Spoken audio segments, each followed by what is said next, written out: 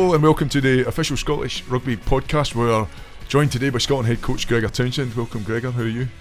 Very well. Good to see you guys. It's myself and Mossy. No Jamie this week, Mossy. Nice, his travels, Jamie. Nice travels. It's you and I. We've got help. We've got Rory away as well. So Michael Dix is here in the sound. So the last time we were let loose alone, remember, we couldn't figure it out to start or stop the entire podcast. Yeah, it was a 5-hour podcast. We only put out 20 minutes, but I hope we'll be better than that today. Smoother today, I think. Gregor, we're going to have a chat to Gregor, a brief look back at the World Cup as well as digging into the 1872 Cup games that are just around the corner, and then a Six Nations tournament just over a month and a half away. So, Gregor, firstly, talk us through your process since the World Cup. I assume you and your coaching team have been extremely busy looking at everything that had gone on as well as planning for the future.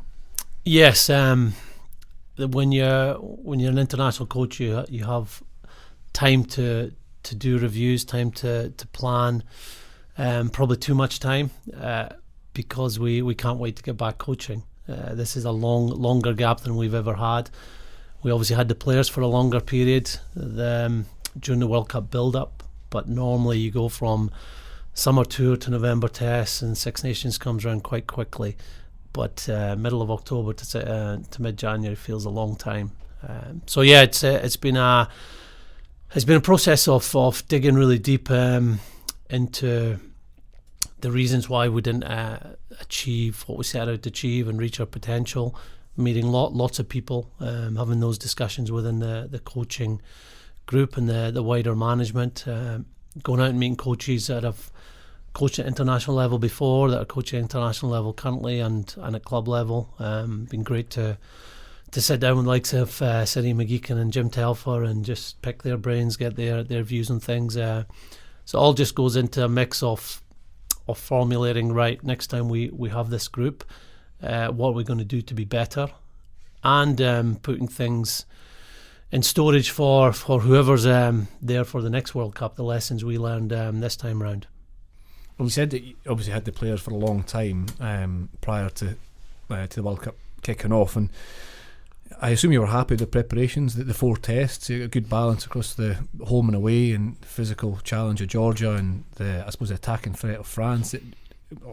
I assume you were happy. Were you really happy with the preparations leading into the opening game?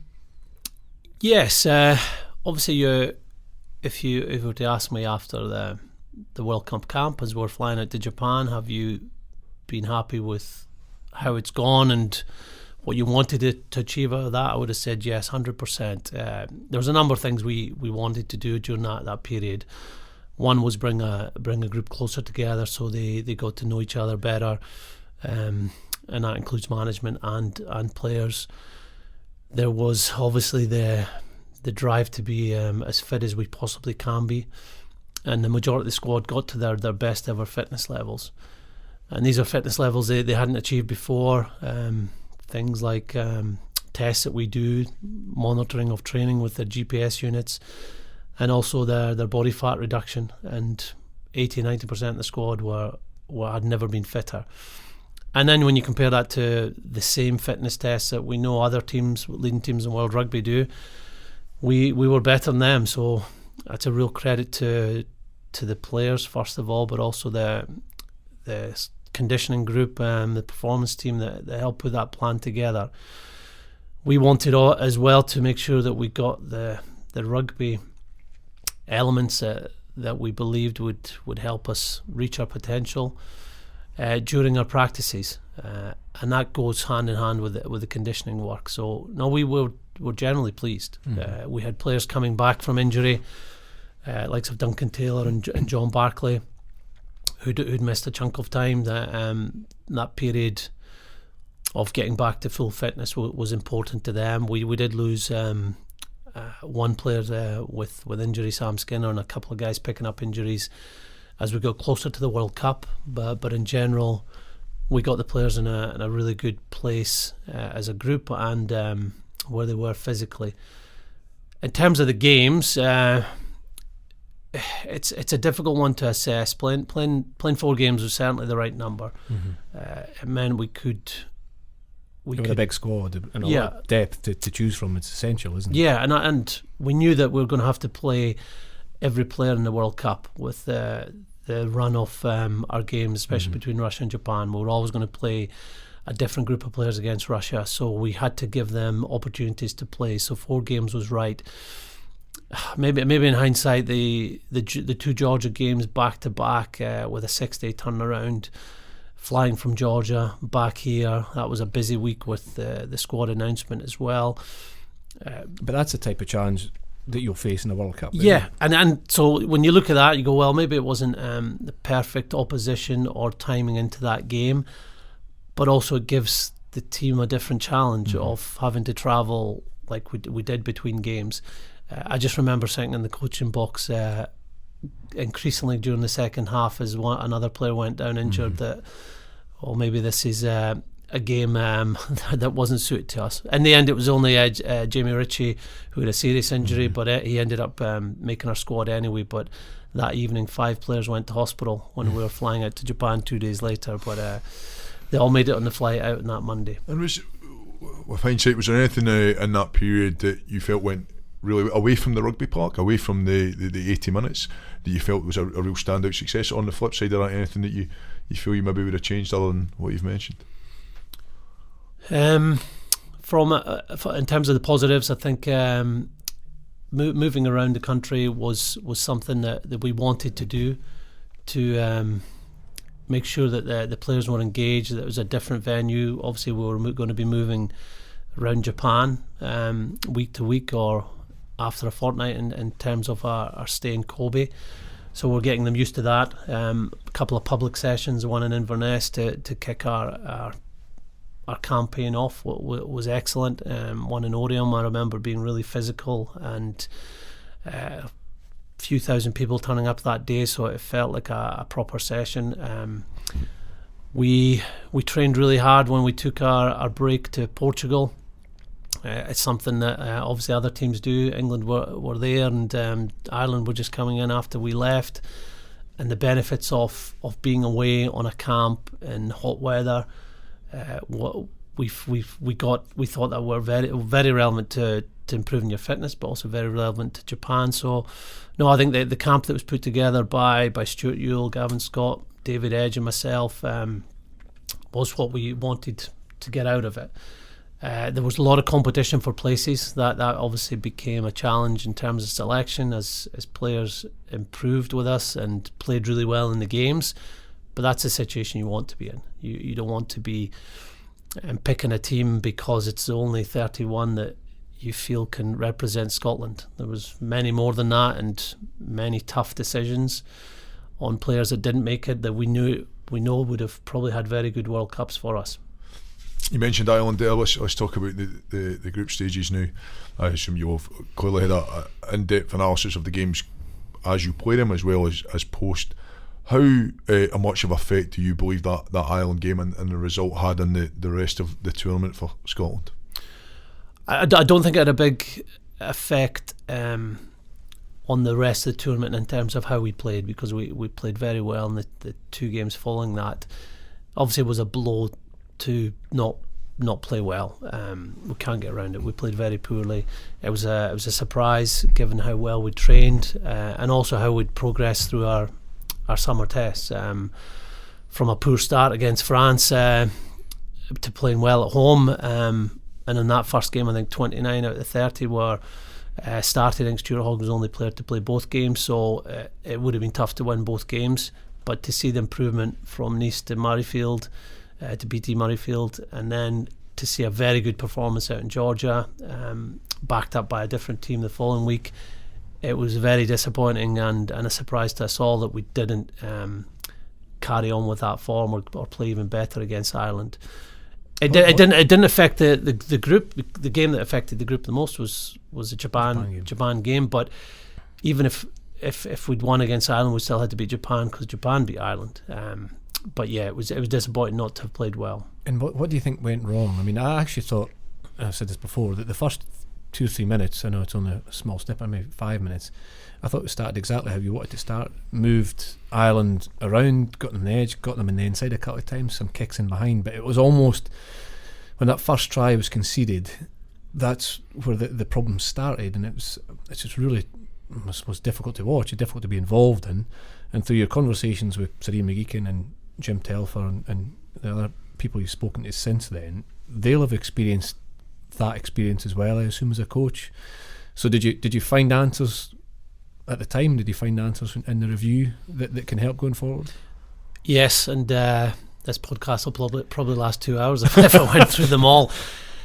That's good though. That's exactly the process you go through, isn't it? Yeah, and we look at, first of all, we look at ourselves. We look at what we did as a coaching group in the days leading up to that game, what we did in terms of selection, what was that right, and also the day off the game and the minutes and hours before the game in terms of getting that right mindset. Because you're right, Chris, when we conceded that first try, it seemed like it was a real jolt to us mentally. It seemed like a shock, didn't it? Yeah, which shouldn't have been the case. This is a group, it was an experienced group that played, a group that had showed the resilience after the defeat against France. It showed the resilience a number of times the previous season, coming back in games. So to not do that, not to have a big response against Ireland after conceding a very soft try. The try itself came from us kicking, pretty straightforward exit with a chase. We didn't get the chase line totally correct, but we made the tackle, and then the next phase, Ian Henderson just runs through a space which should never have been there in the defence, and they score off it. We back that up with losing the ball on a wide ruck, and then we are in the Ireland 22 a few minutes later, and we have a play that we'd actually run earlier in the game and it worked really well for us. So this is a similar play. We drop the ball, they kick the ball down 80 yards, hits a post, get a scrum 5, and they score off it.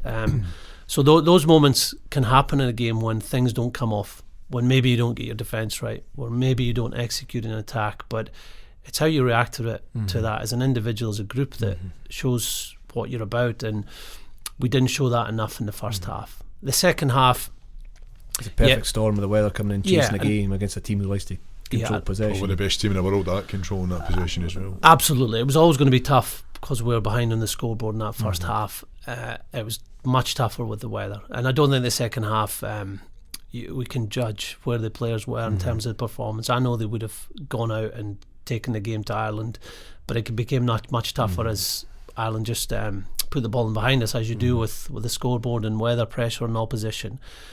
What was pleasing was the reaction from everyone straight after that, how the coach, my assistant coaches worked that week, how the players put their hands up and said that wasn't good enough, not good enough, ever wearing a Scotland jersey. And we're part of that as a coaching group, and we knew we had to be better. The pressure was obviously on, playing a team that were a very dangerous opponent. Samoa, over many years and in World Cups, have pushed Scotland very close. The conditions that day in Kobe were horrendous. Even though it was very warm, it was worse than playing in a monsoon with the sweat and humidity. And the players put an outstanding performance in attack and defence. So it's just a pity it had to be after such a poor opening to the tournament, but they showed what they were in those next two games. I suppose that is the answer, Al, isn't it? That mistakes happen in the game. We've played in games when mistakes happen. Opposition getting top. I've missed tackles I wish I'd never missed in my life, but they happen. It's how you bounce back and how you get that strength to bounce back within the game. Because Gregor's right that Samoa was 34-0 to Scotland, Russia was 61-0 to Scotland. So we saw that impact. But there's the in-game result. That's what I'm saying. From your experience in an in-game, how do you get that? How do you help that? It's the small moments as well that you get. You don't get many of them. It's the moments in behind the post. It's the time with the coaches at half time and how valuable that can be coming out the other end, as well as Gregor's talked about it there, that came post match, but the honesty within the match as well. In the match, I used to always think the next thing you do has to be done well. It has to be done really simple. So it could be a really, really simple thing. But I suppose that the confidence of doing some of the most simple thing well can give you move on to the next, and you take sort of steps back, and we're just up against that. Well, it's action, isn't it? So, I talk about small moments where you can maybe set that action up, but it's really, to change momentum, it has to be an action. It has to be a big hit of a good ball carry, and it's trying to simplify the game plan. But moving on from that Ireland game, Gregor, the the resilience you talk about, it's probably under a microscope more at a World Cup than any other time with short turnarounds. But you must have been pleased with that bounce back, the honesty that then led you into the two following games. Not just for the 80-minute performance, but for the way the whole environment and the group moved things forward. Yes, and it was a long wait for that next game. Yeah. I think we'd all preferred to play the next day, and even though our 4-day turnaround was challenging between Russia and Japan, we would have taken it after the Ireland game. So the players had to endure us as coaches giving them a hard time. I think we had 6, 7, 8 players every day up at media, so the media giving us a hard time, rightly. And we had some tough training session and a tough challenge waiting for us. And some players had the disappointment of not getting a second chance. And as a head coach, it's your responsibility to make sure that you select a team you believe will perform. And we had to make some difficult decisions on performance. We could have made more changes, but you also don't want to make too many changes to keep that group together. And you believe in everyone going into a game anyway, so you know that a lot of those players with second chances will repay what goes into that jersey, and they did that day. And Japan topped the pool, but having spoken to you since then, you believe, and I believe, there's opportunities in that second half. And one of the biggest frustrations from the World Cup may be the lack of maybe execution to take those opportunities that presented themselves against Japan that would have changed the result. Yes, and the Japan game was very different than the Ireland game. Yeah. Japan, we'd obviously had a challenging build up to that game. One training session because of the short turnaround, and then the day before the game, because of the weather, we weren't allowed out of the hotel. But I was very proud of the way the players started. They'd worked hard outside of that one training session to know what we were going to be doing, emphasising that week or that 3 or 4 days in terms of how we believe we can win against Japan. Mentally, they were very switched on. A few players were backing up after playing 3 or 4 days earlier, and the way we started the game showed where we were in terms of our mindset and clarity. We defended very well. We got a couple of turnovers. We scored a try early on in the game. But after that, we had a period where Japan had a lot of the ball, and we had a lot of defending to do. We didn't do that as well. Japan did play some good rugby in that period, but we look at ourselves and think, or certainly know, that we could have done a better job there. But at 14-7, in terms of possession, maybe that was a scoreline that you could predict, given that Japan had so much ball. The big disappointment was either side of halftime. Two really soft tries. One from a 22 restart, the ball gets moved wide, and a kick behind we don't deal with. And then in the second half, we have a 5-on-2 in attack. We were in our half, but it was a really good opportunity for us to go and score a try. We didn't execute that well, and not only did we not take that 5v2, Ken Fukuoka managed to rip the ball out of our hands and get a runaway try to make it 28-7, which in any game is very difficult to come back from. Playing essentially away from home against one of the form teams in the world at the time was going to be very difficult, but the way the players came back was magnificent. Whether it was the players that were on the field that had to go through that disappointment of being 28-7 down, or the players that came off the bench, made a difference. We totally changed the momentum of the game. And back to your question on your point, with 22 minutes to go, we were 7 points behind, and we had enough to win that game. Enough in terms of our fitness. We were very strong in the last 20 minutes of every game we played, and in terms of the momentum, and most frustratingly in terms of the chances we created. We believe there was 5 opportunities, good opportunities for us to score tries in that last 20 minutes, and you're not going to take every one. No team executes 100% on creating opportunities, but we had to take 2 or 3 out of that, and if we did, obviously we'd have gone on to win that game. How much, if at all, do you think the bonus point scenario? I think back to 2011 when we played England, and it was a reasonably similar scenario as far as having to get 9 points clear, wasn't it? Yeah, Win by 9. Exactly that. Do you believe that had an effect? And did you talk about it before, or did you just go out and emphasise the fact that you needed to win the game? Well, we knew we had to win 4-0 or 5-1. So winning the game was a priority, because you weren't going to go through unless you won 4 or 5 points. As soon as Japan scored that fourth try, then it had to be about 5-1. Yeah, or denying them a losing bonus point. So we still had that opportunity. I think it's obviously more of a mountain to climb than just win a game when you're 28-7 down. But the players we had in that field, their ability, their fitness, and the opportunities we talked about, it was there for us. It would have been an unbelievable comeback, almost like the one we'd had at Twickenham, and you don't want to go into games having to do that, but it was there for us, and that's a disappointment from our perspective, and obviously all the players. At the end of the game, we didn't achieve what we set out to achieve, and we left before the knockout stages. Last one before we move on and talk about 1872. How much harder is it as a coach when you don't have that opportunity? So our players will be disappointed with how the World Cup went. They come back, they go back to their clubs, and they get to refocus on something different from you and your coaching team. There'll be an awful lot of the process of looking back at what went on.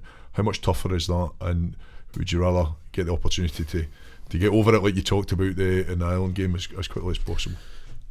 It's hard to use the term tough, because we sit in a coaching box and watch rugby videos and put session plans together.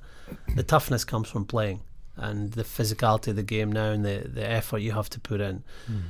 It's not as enjoyable having to wait for a few months to get back out there and having to review things. You want to get back straight away and do the job and put things that you've learned into place. I believe it's much more enjoyable for the players to get back there and play, and I know some players were keen to play straight away, even though a rest would have been a good thing for them, either mentally and physically. So the enjoyable thing is what you do. So just now, I'm a coach, our coaches are coaching, we want to get there and coach. The players love playing, so they want to get back playing and change the focus or the narrative of the last time we did something was a defeat. Let's go and change that. And a big part of that will be, I suppose, the first big part for you is selection. We're going ahead to the Six Nations 1872 Cup just around the corner. Obviously Edinburgh and Glasgow and the other sides that have Scottish involvement have been playing in their domestic leagues and their European leagues. So, but there's an opportunity, or a unique opportunity really, to see so many of your potential players playing head to head. 1872, you'll be aware of their form anyway, but how much will you be able to take from the next couple of games between the city rivals? Yeah, well, it's actually a really condensed period now with Europe being played for 4 rounds over 5 weeks. Europe's always what you look at and how your players are playing. They're going to be playing international teams, just as we will be in the Six Nations. It's a step up. So will you learn more from the European games than you will from the 1872 then? No, I'd like to think that we'd learn more from 1872, but sometimes in the experience, sometimes emotion takes over. Sometimes those 1872 Cups become too much of a one-on-one battle. That's the thing. How you describe it, you've got people going up against each other with the Six Nations around the corner, people that have been in World Cup squads competing for the same position, people that have missed out in the World Cup squad that are desperate to show they should be in the next Scotland squad. Sometimes you get some cracking games and you get a real skill and execution of what you want to see in an international group. Other times, sometimes you don't. Yeah, sometimes you don't. So it's across a period. Like December's great for us. Normally it comes straight off the back of November, so it's quite close to the November test. Here we've had a build up into it. Players have been rested. Guys like Stuart McInally and Johnny Gray have had a longer rest. Other players have came back in quicker. But these next few weeks are where we'll sit down much more as coaches and say, right, the form of this player, whether he was in the squad before or not, means that he has to be in the mix for us. We watch all our games every weekend. The amount of rugby we watch is great from our perspective, not maybe so good from our partners and families' perspective, but we know what the players are doing. But this is a month where we'll be sitting much more as coaches and go, right, well, we can't ignore this guy, or this player hasn't been playing as well. And the 1872 Cup over Christmas will be fascinating for us to watch. I've got the results for last year. Edinburgh came out on top in the first game, 23-7 at home, and then came out on top 16 points at 8 away at Scotland in the 2 weeks over the festive period. Edinburgh's form's probably more consistent at the moment, I'd say, but Glasgow had a brilliant result in La Rochelle. We'll be touching that later. Not to put you on the spot, but who do you think would be? Well, who do you think would come out on top over the derbies? Is it home wins? Is that the way it usually goes? Obviously not last year, or is it too difficult to predict? Yeah, it is difficult to predict. I'm looking more on the rugby side of it, and in terms of the styles. Edinburgh have changed a lot what they do this year. So you saw that evidence of that in a great way against Wasps at the weekend. They moved the ball a lot through their forwards, so forwards passing, their attack shape, brought in forwards in the wide channel, brought a lot of the back three onto the ball, and they did that repeatedly, even if sometimes the defence was on top. And then they also saw their spacing behind with an attacking kicking game, allied to their obviously excellent set piece and their very good kicking game, kick chase game, and a strong defence. To me, that was the best performance I've seen of Edinburgh all season, and for a number of months before that, a very, very good performance. And these things you mentioned, that gives a level of consistency, doesn't it? Yeah, it's the building blocks that are done well. That is one of the reasons that they've been so consistent. Absolutely, against a team who comes up here with a very good reputation, with excellent players, and then you look at Glasgow and go, what a magnificent comeback. To beat La Rochelle away from home, a team that's got an excellent home record and a noisy atmosphere, playing the way Glasgow play. They've added more of a kicking game this season, so you'll see a fascinating blend of rugby styles, which are maybe more aligned than they were last year in terms of how the game's played with kicking and pressure and attack versus defence. I think this week's games will have a bearing on them as well. Agree completely with what Gregor's saying there as far as the rugby ability that Edinburgh showed. Glasgow's result for me was more about character. It was more about the willingness to go to those dark places to get a result that they needed to get. Now, depending on what type of 1872 game we see, because we've talked about it from your point of view, Gregor, you'll be wanting to see the players at their very best. Now, at times you don't see them and the emotion takes over. I think it'll be, they're great games. I look forward to watching them. I always enjoyed them as a player, as you did as well, Mossy. Yeah, and just on that's a really good point, Al. The desperation of the Glasgow players at the end of that game and how they were defending and hitting contact to win that game.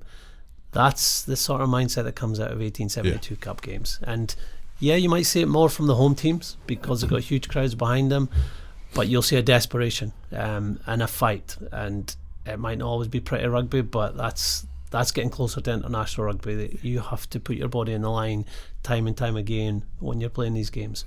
And it's a type of thing that can turn a season as well. Yeah, absolutely. That winning 18-6 down at one point, or 10-3, then 18-6 down at crucial moments, some brilliant pieces of skill that allowed them to score the points to get back in the game. But you're right, it was the last 8-10 minutes where you were really up against it. That Glasgow really dug it, and it's brilliant for them, and I'm sure we'll see more of it this weekend. They play La Rochelle at home, Edinburgh away to Wasps for the first fixtures, and then you've got the two 1872 Cup games. Well, we've talked about it in the past. December is such a massive month for the clubs. The point you make, Chris, is you don't win a league, you don't guarantee yourself qualification, but you certainly can lose it. So we'll see what comes out the other end of December. But looking ahead, Gregor, to this year's Six Nations and selection in particular, two players that won't be available for you to select are John Barclay, who announced his retirement just over a week ago, and Tommy Seymour, who's just gone out this week. I know you've already commented on both players, but they'll be big losses. They've done an enormous amount in that Scotland jersey. They have, and they can be very proud of their achievements with Scotland. They've been very consistent. and that's why they've gained a number of caps. So in Tommy's case, over a short period, John a bit longer. Both of them have shown real passion to play for the country. It means a lot to them. And yeah, they'll be missed. They'll be missed for their experience, their ability. But for them, they're in control of when they want to call an end to their Test careers, and they have had fantastic Test careers. Yeah, they've been brilliant, outstanding. Somebody tries it. Tommy scored some of his skills and the outside channel, and we spoke about Barks last week and his bravery and his commitment. That's great careers from both. Just, I know you have to rush away, but just one, maybe looking ahead to the Six Nations, and in some ways is it ironic or is it funny that the opening game of the Six Nations is against Ireland away in Dublin, which will be a huge task, but is that almost the best game in terms of the emotional response and the as well as the quality that's needed to right some wrongs from the opening game of the World Cup? Yes, it could be. I'll tell you after. It's certainly a very new tough coaching staff there as well. Well, Andy Farrell takes over, who's been involved, but does that make preparation more difficult as to what to expect? Will it be a clean slate, or do you just focus on yourself? Well, I think the first game of a championship, you're expecting a team to do something different anyway. Mm-hmm. They've had a while to prepare. Their coaching staff hasn't changed that much apart from the head coach. Obviously, Joe Schmidt had great success and a huge influence over the way they played. So Andy Farrell had been defence coach, so maybe the defence won't differ too much. But I do hear now he's in charge of an attack, and Simon Easterby's more in charge of the defence. But we'll wait and see. It's about working out what a team is proposing that is different from what you planned. I don't think Ireland will go away from too much of the strengths that they've shown over the last few years, and what teams like Leinster and Munster are doing so well just now in Ulster. Like their teams are playing outstanding rugby. Leinster's second team, I reckon, are in the top 5 in Europe. They're so good just now. So we know it's a huge challenge, but it's a first game for us, first game for them. We will have motivation because we didn't perform anywhere near our best against Ireland the last time we played. So that's got to drive us in making sure our mindset is right. And the rugby side of it, we've got to get to our most accurate to win away from home and against such a good team as Ireland. Well, Gregor, thank you very much for your time. Best of luck with the Six Nations. Enjoy Christmas in the interim. It's always brilliant to have you on to get that insight, the honesty, the passion that not just you and your coaching team, but clearly everybody brings to that Scotland jersey. So once again, thank you very much. Thanks, guys. Thank you. So that was insightful. Obviously, Gregor, as you say, Al, it's always good to hear him talk, to get the depth of understanding, and you can see how much it means to him. Haven't really had a lot of review since the World Cup, but it was some really in-depth chat there, and frustrations, and I think what I got from it is that the frustrations are going to fuel the Six Nations in terms of the emotion, but also the detail, the missed opportunities against Japan, and the kind of resilience, the extra resilience that's got to be needed when things go up against you that maybe was born from Ireland. Yeah, I think also the one interesting part that came out for me is he said he wouldn't use the word tough, but either from a player's point of view, he gets to bounce back quicker, goes back to the club. Stuart Hogg down an extra, I think, asked to play just about the next week. He wanted to get on and play some rugby, or even from a coaching point of view, from a professional team, you get the opportunity to bounce back quicker. These guys don't, but they're still working incredibly hard and behind the scenes. You and I know Gregor very well. He's going to be learning, he's going to be analysing, he's going to be looking at himself first and foremost, and looking to make it move forward as quickly as possible. But unfortunately for them, they don't get a chance to do that until the Six Nations come around. Yeah, sometimes the more time you have to think, the more you think about as well. And yeah. Like as a player, like instinct used to take over, and it was exactly that. You'd make a mistake in the field, and then before you know it, a fraction of a second later, you have to make a decision, you have to commit to something, and that mistake almost goes out your mind. But if you are hanging over a frustration or a disappointment, you're right, that extra time. But it sounds as if looking forward, looking ahead, and they're looking to find the kind of detail as to why it wasn't as successful as I'd liked it to be.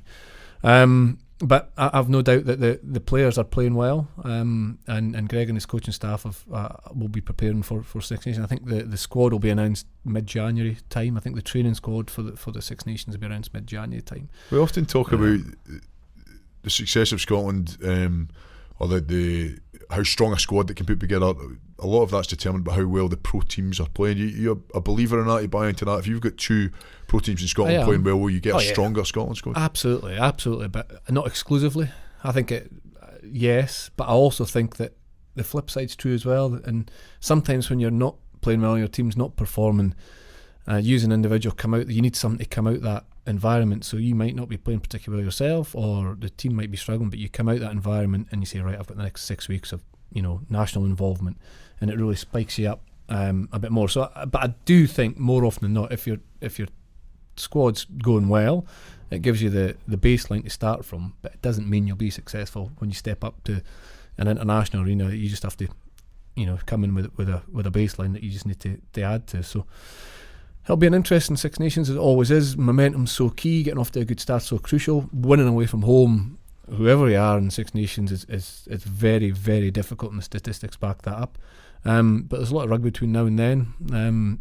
Any bolters for you? Anybody that's going to be making that squad selection that not looked at in the past? There may be some, but I think there's so many players have been looked at in the past. I think we've got a good crop of players. Right back to summer tours over the last 2 or 3 years. I think I'd be surprised if there was anybody out there who, well, certainly I'd be massively surprised if Gregor and the coaching staff didn't know about players out there, and there's a lot of them who other supporters and other people won't have heard about, that they'll have had checks and tabs on for a long time, understanding the game, the developments, and giving them work-ons.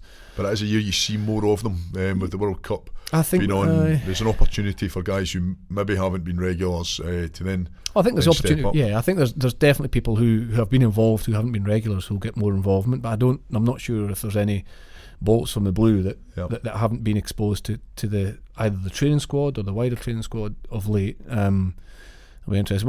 One of them touched on there was Tommy Seymour. Obviously announced his retirement, and so he won't be included. So, but he's had a brilliant journey, really, and he'll continue to play for Glasgow, I assume. But his involvement from Glasgow, from coming in from Ulster, then becoming a frontline international player, a British Lion, try scorer. It's some journey. It's had a cracking career. He's been fantastic. Played a lot with Tommy, mostly in a Glasgow shirt and a few times in a Scotland shirt as well. And he's used a lot, but a very, very good professional. He was always trying to find ways of making himself better. His work under a high ball was incredible, and probably kind of the basis of his performance. I think that even more so in the last while with his shift at times to fullback, shows how much of a quality rugby player he is as well. So I think John and Tommy, from a leadership point of view, will be big misses, are big influences in the squad. Tommy's, in fact, both of them are renowned for being grumpy, so the squad might be a wee bit more cheerful at times, but they're certainly two guys who weren't scared about saying things if they needed said. They wouldn't shy away from confrontation, and you need senior guys like that. So it'll be a chance again for somebody else to step up and fill that gap. Well, thank you for listening to the official Scottish Rugby podcast this week. We've obviously had Gregor Townsend on. Al and I have held 4 on our own. Thanks for listening, and we'll be back with another offer soon.